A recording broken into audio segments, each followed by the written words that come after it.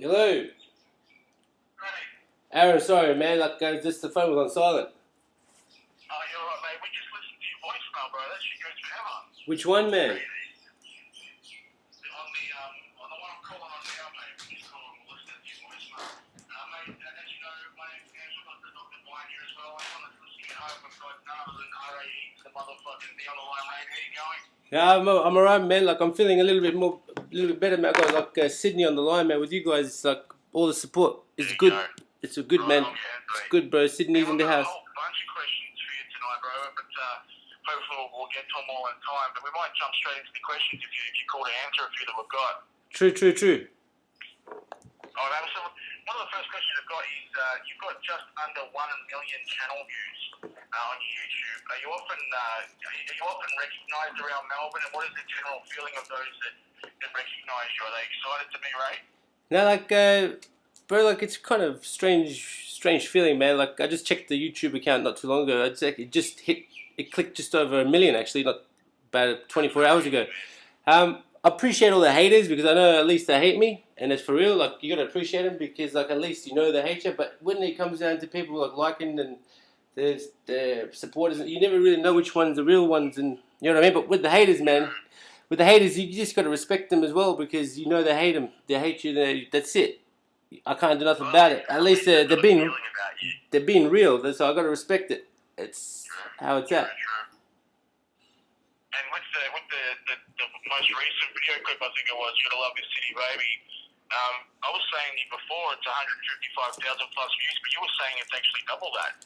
Yeah, man. Like the first edit was a rough cut. It clicked 113,000 in 4 months, and then it clicked a little bit over that. And I took it down, did a better edit. I was just editing, practicing that back then. But yeah. So if you had them both together, bro, you got just over 323 something thousand. Crazy, man. You need to get some Google AdSense on that and start making some money.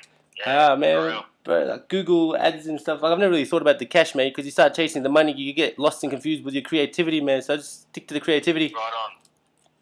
Put them up. So when you were making that song, did you think while you were writing it, while you were making it, that this is gonna become somewhat of a viral sensation on the internet?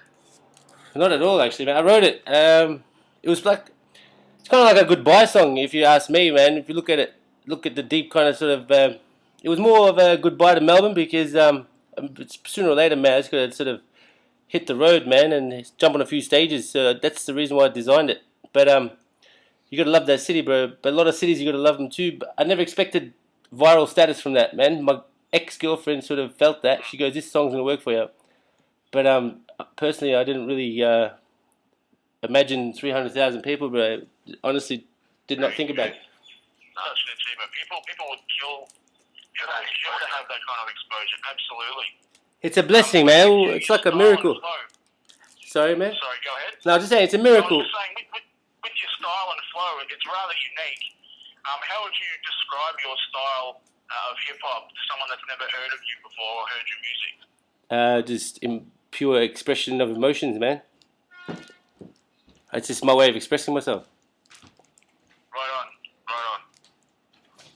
Yeah, good stuff, man. All right, buying next question. Moving on to the film, it's pretty big in terms of scale for an independent film. We were saying before how that cop uniform that the guy wears when he comes indoors is pretty legit. What was the kind of budget you had for the film, and how did you get funding? Did you self-fund it, or did you have investors that were interested in bringing your story out to the people? How did you go about getting the funding, and how much? It's called it's called a lot of compassion, and don't think about the perfection too much. And the money, bro, it sort of comes and it goes with the wind when it blows, bro. I just don't think about the money, and when you really need to do something, you just do it, bro. But as in a figure and how much it's going to cost, bro, I've lost count, man. I don't really sort of think about that part. But most people at my age, 34, man, like they'd probably have a deposit for a house and the kids and wives and all that sort of stuff. But I chose to sort of stay so low. It's just so solo, bro, and I just got rid of all of that sort of stuff and all those sort of things that you'd be spending money on. I just didn't do it and just invested in the movie, man. Right on. And so how long did it take you to write the film? I started writing a movie in 2001. And I didn't really perfect the script till about 2008, 9ish. And yeah, at the same time I was auditioning, went to uni, did double in audio engineering and film directing, and sort of took 10 years to put together, man. Rough cut. So when you say with the auditioning, how did you put out a call for something like that? How did you come across the actors you had on the movie? I just put the synopsis up on the net, and had a lot of people interested. Like man, it's Melbourne, it's Australia. Australia's not really like they don't really support film here, man. Film Victoria, like Film Victoria offer $50,000 to 3 scripts a year, but then you got to change the scripts if you get accepted. So like, man, like just put the synopsis out and just did my best to keep it the way I kept it. Right on, man. It's a good question, bro. It is a good question, man. It's a good question. I don't know, bro, how the fuck it happened, bro. I don't know how it happened, bro. It just happened, bro. It's just determination, man. When you want to do something, just get up and do it. Fuck everyone. Fuck everybody who's sort of trying to stop you. You just keep doing it, man. You just do it, bro. You certainly get a lot of haters on your YouTube, man. A lot of people I see hating on your music, man. And I guess you said, hate. You got to appreciate hate as well because it gets us feedback. But does it ever get you annoyed at times at the amount of hate you've got on YouTube? Man, like, they can hate me as much as they want, man, but I'm still gonna love them, bro, because at the end of the day, they're gonna be the same people gonna be fucking rockin' bopping, non-stopping, booty bopping with Mary Poppins on the dance floor too, bro. Yeah. Nice. So the film's a true story, yeah? Are you worried about people like Michael Gudinski, who's pretty much the villain in the film? Are you worried about him perhaps pursuing legal action against you for the way you portrayed him in the film? Or well, actually, you're right. I gotta correct you up on that, man. Like, it's a very cryptic story, but he's not the villain. He's actually the dude that sort of got the party started, man. It's a cryptic story, but without Michael Gudinski, man, none of this would have been possible. Okay. So I guess you've misunderstood the story. I guess you gotta have to watch it again.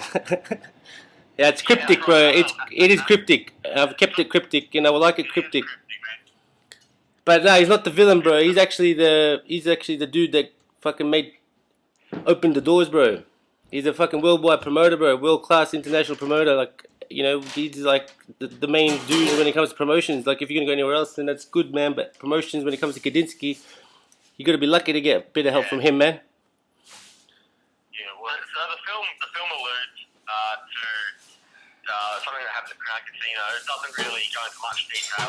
What exactly happened? Was it just the bomb threat that you put through to the Crown, or was it something more than that? What caused you to place the bomb threat in the first place?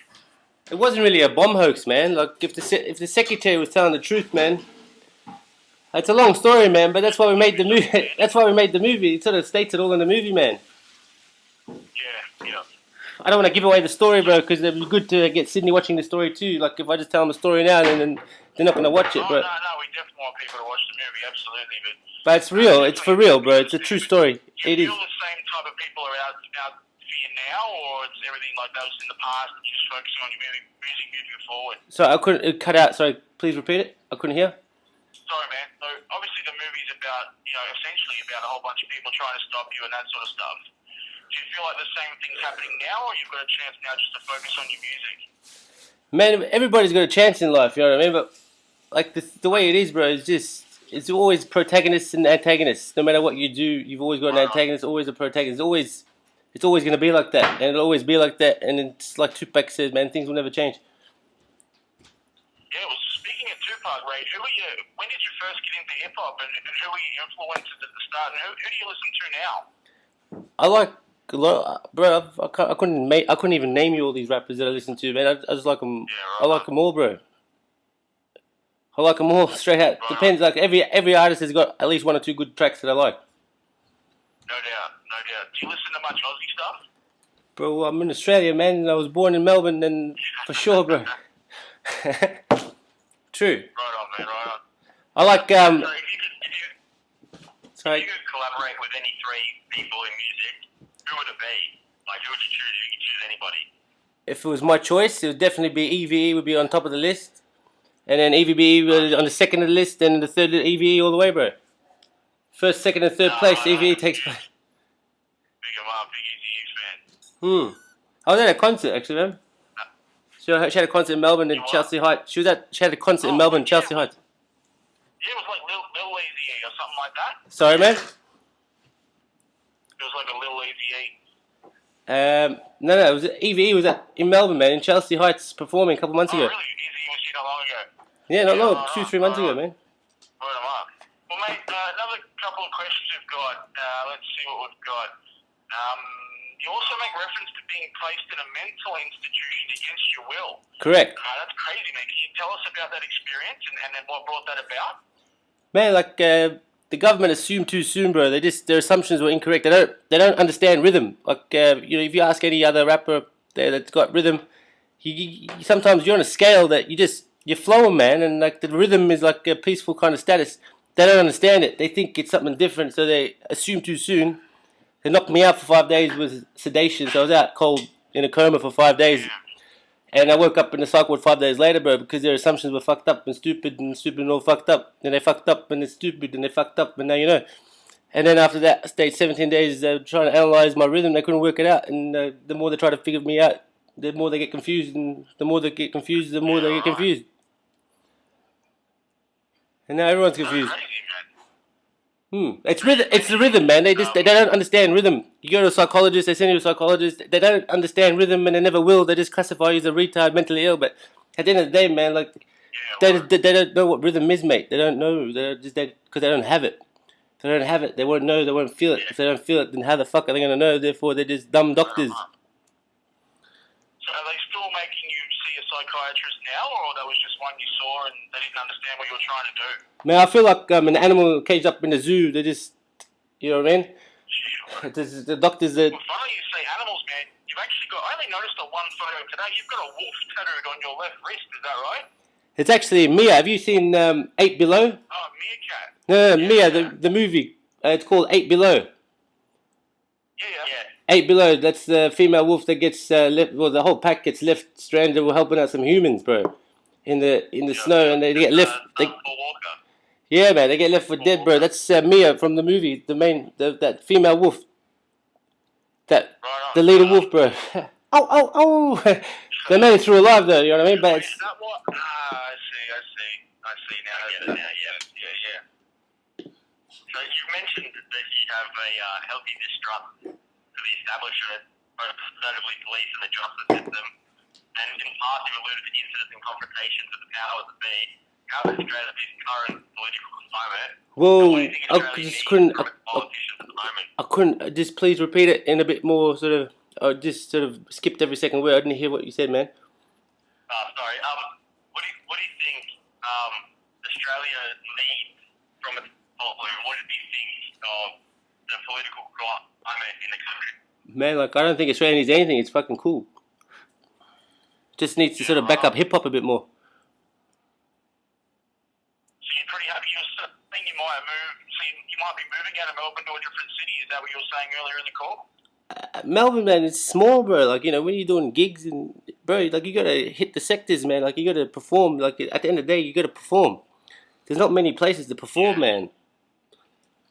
True. At the end of the day, that's what it comes. It comes down to the performance, bro. You gotta perform because at the end of the day, that's what you gotta perform, man. You can't just stay in Melbourne, man. Melbourne, they only got 2 or 3 places to perform, man. So where do you see your career and your music in 5 years' time? 10 years' time, 20 years' time? Where do you think you'll be with your music? I have no fucking idea, bro. You just take it as it comes, living day to day. I just live life day to day basis and like try not to sort of go a bit too insane, man. But yeah. No, that's the way to do it, man. Well, we got a question. One of our mates, Medusa, gave us a whole bunch of real good questions as well. And he's a huge fan of your work, actually, man. So he gave us a big list of really, really good questions. And one he's got, and I'm going to read this word for word to show you how much of a fan he actually is. He's gone, you are a multimedia mogul with his fingers in an assortment of audio, visual, and entrepreneurial pies. Which do you prefer, music, acting, or producing? And which do you feel you're best at? I'd rather just sit down with EVE, have a coffee, man, and see what's best at. I'm not an actor, bro. I'm not an actor, man. I'm a film director. Just sort of, but when it came down to my film, I just refused for anyone else to play my part. So I just sort of jumped in front of the camera, and I was just me. I wasn't acting. It was just me, bro. It was just me as me. And my mate here did the same thing too. Robbie, we're kicking out Robbie's place at the moment, mate. He's one of the dudes that jumped on board. He didn't even read the script. He just jumped on board because, like, he jumped on board. It's crazy. He still hasn't seen the fucking script. Hey? I couldn't hear, sorry. Well, I'm saying, do you have a favourite scene in the film? What's your favourite scene out of the whole film? I like the whole structure. The church scene was definitely outrageously contagious. The church scene is definitely the bomb, man, for me, man. Like it's just the way that came about. Like, it's very interesting. The original take is 23 minutes and 22 seconds on one take. Like, when I would say one take, is just the camera's on record. That's it, one take. There was no pauses, no stops. 23 minutes, and the dialogue. There was no dialogue. There was actually a point form of a paragraph that I put together for John, who's a very cool dude who played the priest, and we just freestyled the whole dialogue. So what you see in the actual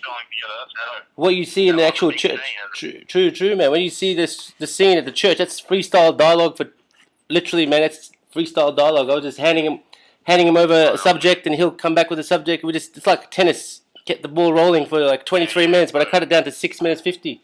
There was no script for that. It was just a paragraph of point form that we had to talk about, and we talked about it, and it kind of like we just left it in the hands of the Lord, bro. We're in the church. It's the same church I got baptized in, bro.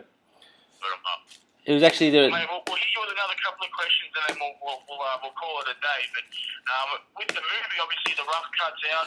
Are we going to see big theatre release when it comes out officially, or what's the plan for the release on the movie when it actually is properly and fully released? Well, the best way I can say it is like fuck Hollywood. I like Bollywood. Yeah, Bollywood's where the exposure's at. Like that straight up, man. Fuck Hollywood. I like Bollywood. But like when it comes to that sort of status, man, like I'm not a person that knows how to market stuff. You know what I mean? Like cinema's release and all that sort of stuff. Like I put it together. You know, written it, directed, produced, all that sort of shit. It's a head fuck, man. But to put it out on cinemas, man, you got to be talking to other professionals. It's out of my hands. I've got to sort of get advice from colleagues and people, and just I've had advice saying not to put on the cinema, just keep it for download, and I've had other advice. But at the end of the day, man, everyone's got a TV and everyone's got an internet. You can download it, but when it comes back down to business, I never did it as a business. It wasn't a business for me. You know what I mean? So I didn't structure it out like a business, but. You got a lot of business people trying to sort of double up and triple up on their funds and probably tax write it off and all that sort of shit, but it's not going to happen, man. I'm just happy putting on the net for free, bro. Yeah, right on. But, so what's next on the schedule for you? You're working on an album. Obviously, you want to finish off the film and get that out. Part one's Are finished. you working on an album or maybe a tour? Part one's finished, man. We've started part two pretty much today at Robbie's place with a fucking helicopter. His premises, man. Bro, there's always music to be made, man. There's always something to do. Like there's a lot of other artists out there, man, who are young and still upcoming, gonna need some help. So like that's the plan. Sort of support a few artists, maybe help put them into a category of where they will need some help, and I'll help them out, bro. Like they're gonna need a film. I'll do my best to put it out for them, man. But like that's where it's at, But for me to be able to do that for them, I gotta. We look forward to seeing what you're gonna come up with, man. You have to make sure once you drop the album, make sure you hit us up with a couple of exclusive tracks for us to play across the shows as well. That's appreciated, man. All good, bro. Like all right, mate. Appreciate the time that you guys put together, and that's appreciated, man. Like Sydney's in the house, man. You gotta love that city too, bro. Yeah, no doubt, man. We're Australia-wide as well, bro. But before we let you go, man, do you have any messages out there for your fans? A lot of people are tuned in right now listening to the interview. A lot of people any messages for the fans and any messages for the haters in closing? Man, like the message is simple, man. Just peace out. 2 syllables. Yeah, word of mouth. All right, Ray, we'll be in touch, bro. Thanks for letting us call you. I appreciate it. Yeah, thanks a lot, man. All right, thanks, guys. Appreciate it too. Ciao. All right, brother. Be safe. Bye-bye. All right, Ciao. see ya. Bye.